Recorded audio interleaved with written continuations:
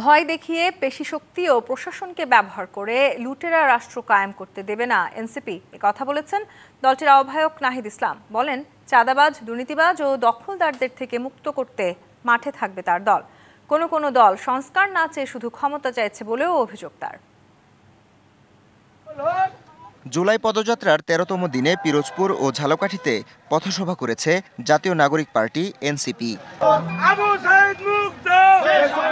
রবিবার দুপুরে Pirojpur circuit house থেকে পদযাত্রা শুরু করে জেলা শহীদ মিনারে পথসভায় যোগ দেন নেতাকর্মীরা। সেখানে নাহিদ ইসলাম বলেন, জুলাই অভ্যুত্থানের চেতনায় দেশের মানুষকে সঙ্গে নিয়ে নতুন বাংলাদেশ গড়ার লক্ষ্যে মাঠে নেমেছে এনসিপি।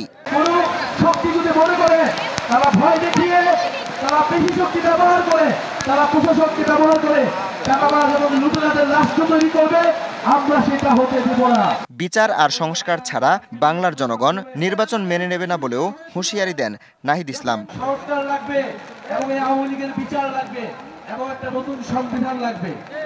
সংস্কার, বিচার, নতুন সংবিধানের মাধ্যমে আমরা দেশটাকে পুনর্গঠন করব। দেশের অর্থনীতি, দেশের সংস্কৃতি সবকিছুকে আমরা নতুন করে ঢেলে সাজাবো।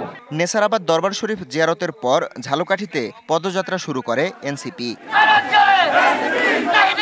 পরে কাপুরিয়াপট্টিতে সংক্ষিপ্ত সমাবেশে নাহিদ ইসলাম বলেন, শুধু আওয়ামী লীগ দেশ ছেড়ে গেলেই হবে না, দেশকে পুরোপুরি ফ্যাসিবাদ মুক্ত করতে হবে। আমরা বলেছিলাম একটা নতুন বাংলাদেশ লাগবে, শুধু আওয়ামী লীগ দেশ থেকে চলে গেলেই হবে না।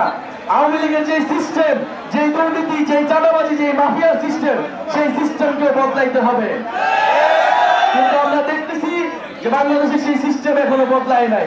পথসভা শেষে ফেরার পথে বৈষম্য বিরোধী ছাত্র আন্দোলনের বাধার মুখে পড়েন এনসিপির নেতারা। আওয়ামী লীগের নেতাকর্মীদের নিয়ে এনসিপির ঝালকাঠি কমিটি করা হয়েছে অভিযোগ তুলে স্লোগান দেন বিক্ষোভকারীরা।